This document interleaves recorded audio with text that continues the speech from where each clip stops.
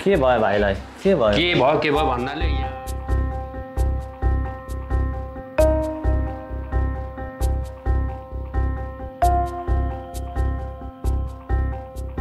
अनि के भयो बा धन्न आउनु भएछ तपाईँ हेर्नु न के भयो उहाँ हेर्नु न उहाँ काम गर्न जानुभएको त के भयो अचानक ढलेको अवस्थामा पाएँ मैले ढलिरहेको थियो हजुर के खनजोत गर्दै थियो हजुर के त्यहाँ यसो अलिअलि वाकवाक पनि गर्यो हजुर अलिअलि गर्दै हुनुहुन्छ हो यसले रिङ्गटा पनि लाग्छ यो ऊ पनि ब्रेन अलिक हेमर पनि गर्छ कि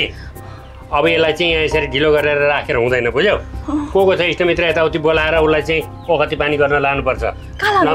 अस्पताल लानुपर्छ नभए साह्रो पर्छ यस्तो घाममा काम गर्दाखेरि कमसेकम केही ओढेर केही यसो गरेर गर्नु पर्थ्यो नि अलिकति याद गरिदिनु पर्थ्यो लु छिटो गरौँ हेर्नुहोस् यता हेर्नु राम्रै छ त्यस्तो नराम्रो छैन आत्तिनु पर्दैन त्यस्तो जिब्रो देखाउनुहोस् त भाइ अलिअलि जिब्रो देखाउनुहोस् जिब्रो देखाउनुहोस् ठिकै छ अलिक आराम भयो हो भाइ खै देखाउनु त फेरि जिब्रो देखाउनुहोस् ठिक छ आत्तिनु पर्दैन डराउनु पर्दैन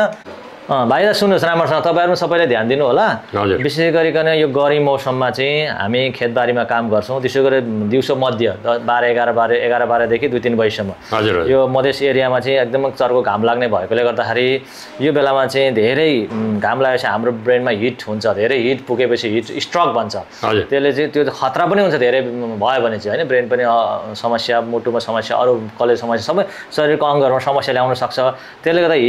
हिट भएको बेला चाहिँ हामीले धेरै घाम लागेको बेला चाहिँ हाम्रो बारीमा काम गर्नु हुँदैन काम गर्नै पर्यो भने पनि साँझ पख बिहानको समय र बेलुकासँग गर्नु पर्यो यो गर्मी महिनामा त्यो पनि बिहान बेलुका घाम चर्को भएकोले खेतमा लगाउने ठुलो टोपी हुन्छ नि त्यो अब या छाता उडेर काम गर्न सकिन्छ छाता उड्ने होइन भने पनि ठुलो टोपी लगाएर काम गर्ने काम लामो समय एकरो नगर्ने केही कामसाम गर्ने आफूलाई अलिक गर्मी बस्छु जिउ चिटेर भएपछि फेरि शीतलमा रुखको छारीमा गएर बसेर त्यसरी काम गर्नुपर्ने हुन्छ अनि यो बेलामा चाहिँ हामीले चिसो पदार्थहरू चाहिँ होइन चिसो पानी मजाले खानेकुराहरू झोल पदार्थहरू मजाले खानुपर्ने हुनसक्छ अब फेरि एकपल्ट भयो फेरि पनि दोहोरिनु सक्छ होइन दोहोरियो भने खतरा पनि हुन्छ अहिले अवस्थामा सामान्यमा आइसक्नु भएको छ अब फेरि पनि यस्तो नहुन लागि चाहिँ त्यो गर्नु होला अब त्यो भइहाल्यो भने तुरुन्त तपाईँहरूले के गर्नुपर्छ भन्दाखेरि शीतलमा लाने शरीरका टाइट लुगाहरू एकदम खोलिदिने भिडभाड नगर्ने सर र हावा लाने ठाउँमा राख्ने पानी जब त्यो हामीसँग त आइस हुँदैन खेतबारीमा त धाराकै पानी चिसो पानी पुसपास गरिदिने है अनि बसाएर नराख्ने टाउको अलिकति तल पारेर खुट्टा अलिकति उठाएर यसरी यही पोजिसन भए पनि कमसेकम राखेर पानीपट्टिहरू गरिदिने छाती सास फेर्न सजिलो पार्नुपर्छ है सकिन्छ भने देब्रेपट्टि कोल्टो पार्छ भन्छ किनभने यतिकै पार बिहोस भइहाल्नु भने त सर्किने सम्भावना हुन्छ त्यसले गर्दा देब्रे कोल्टो पारेर चाहिँ रालहरू छ भने गर्दा यसो मुख हेरेर धेरै ज्यात्नु हुँदैन मुख चलाउनु हुँदैन धेरै है फेरि जबरजस्ती तान्ने दाँत किडो भने त्यो गर्ने भने चाहिँ गराउँदा यसो हेरेर जिब्रो टोकिया छ किन यसो हेरिदिने त्यो सहज पार्दिनँ त्यति गर्दा र कोल्टे पारेर पानी छाने यसो पुसपास गर्दा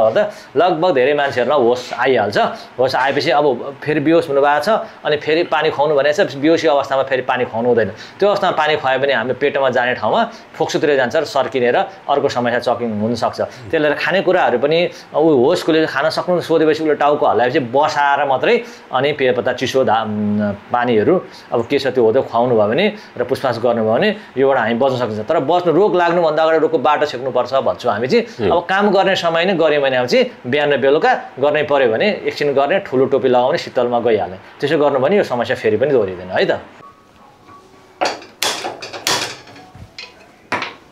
के हो आज काममा नजानु हुने अस्ति त खानै नखाइकन लाग्दै हुनुहुन्थ्यो त के हो काम छैन के आज चाहिँ होइन नि अब त मैले चेतेँ नि पुरै घाम कम भएपछि मात्रै जान्छु म मौसम जानकारी लिने बानीले रक्षा गर्छ सानो सावधानीले